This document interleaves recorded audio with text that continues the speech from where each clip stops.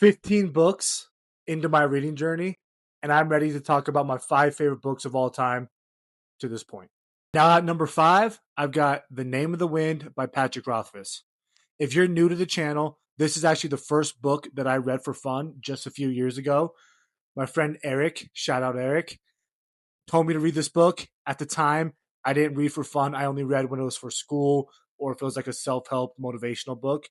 So I picked it up and it took me a little bit to get into it, but once I did, I was absolutely hooked. So it makes sense that this book is in my top 5. I honestly, looking back, think it could be higher in my top 5. But for anybody that's read this book, it's pretty complicated. There's a lot going on. I would say Patrick is a very in-depth writer.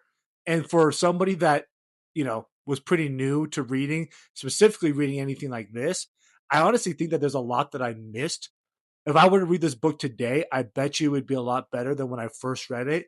But even then, I can't make a top 5 list right now without having Patrick Rothfuss on it. Of course, it's hard for me to kind of suggest it to other people, which is one of the reasons why I have it at number 5, just because, the Kingkiller Chronicle might never actually be finished. But it's the first book. It's an amazing book. Anybody that's read it knows that the protagonist, Kavath, is awesome to follow. The prose or the writing style is incredible. It's beautiful. You feel like you're like half reading a story, half reading poetry. So for all those reasons, it's number 5 on my list. Now, speaking of classics, the number 4 on my list is The Hobbit by J.R.R. Tolkien. I personally think I picked up this book at a perfect time in my reading journey. I had just finished a couple, long series, a couple trilogies, and I just wanted what I would consider a standalone at the time, something that I could pick up. It wasn't crazy long. It was easy to read, and that's exactly what Bilbo Baggins and J.R.R. Tolkien did for me. Now I'm actually reading the Lord of the Rings series because of this book right now, and what can I say that hasn't already been said about The Hobbit? It's you know it's not crazy intense, but there's still enough stuff going on to where you're interested. The ride along journey that this book takes you on. You're with a character like Bilbo Baggins, who is very easy, to relate to. And, so far in my reading journey, he was a very unique character because he didn't have everything figured out. There was a lot of times where he wanted to be back home by his fire, waiting for his next meal, and not out on this crazy journey that he never thought that he would ever go on.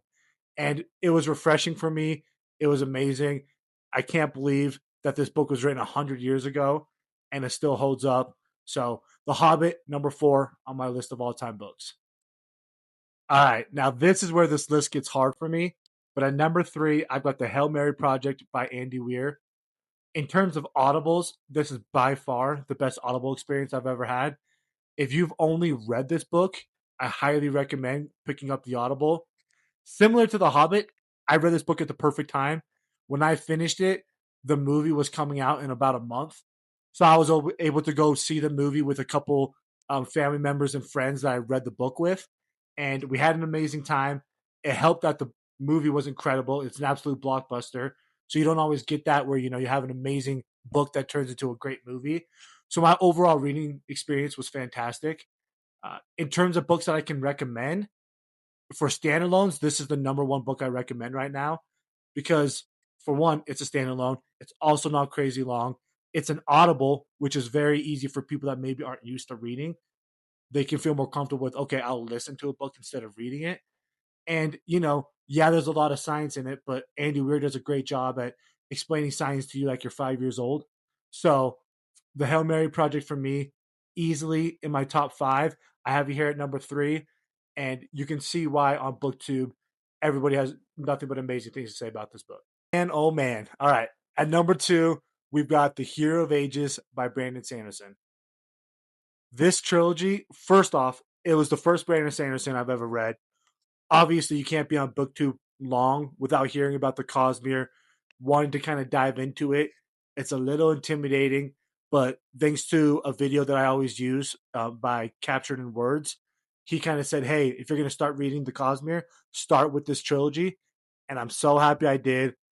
I mean, all 3 books were incredible, but the last 50 pages of The Hero of Ages, I will remember exactly where I was when I sat down and read that. I mean, the term Sanderlanche made sense to me after reading the last 50 pages. It was the perfect ending to a trilogy that I've ever read.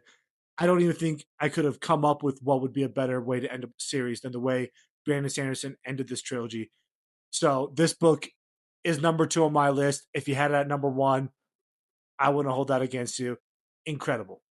And at number 1, Morning Star by Pierce Brown. You can't be a bro booktuber if you don't have a Pierce Brown book on your list. And for me, it wasn't a question on whether or not a Pierce Brown book was going to be number 1. It was which one I was going to pick. This could have been Golden Sun. This could have been Lightbringer.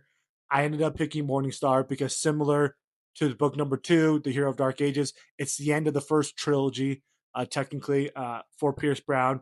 And I just loved it. I mean, I tell everybody in my life with Red Rising, it's very easy. Just pick up the first book, read 20 to 30 pages, and you're going to know very quickly on whether or not this is going to be a series that you go all in on or you don't want to read it. Because Pierce Brown wastes no time. The story, the plot, the way the world expands, the farther you get into it, it's all mind blowing to me. Honestly, one thing that confuses me is how many booktubers or people that I, watch videos on talk about finishing Morning Star, seeing Iron Gold, and just being like, nah, I'm good. I'll wait. Like, I don't know how that happened. I finished Morning Star, and within 3 minutes, I was reading book number 4. And the last 3 books are amazing. And just like everyone else, I need Red God, or like I need Red God like I need air. So Pierce Brown, everybody recommends it, but they all recommend it for a reason. It's an incredible book. Please read it. Those are my top 5 books, 15 books into my reading journey. If you've read all 5, let me know which ones are your favorite. Are they in the same order that I have them? And then, of course, what are your favorite top 5 books of all time? I love looking at comments, responding to comments. So please let me know your top 5. And I can't wait to go and review my 16th book for you guys. I'll talk to you soon. Oh, yeah, I almost forgot. If you aren't already, please go read for fun.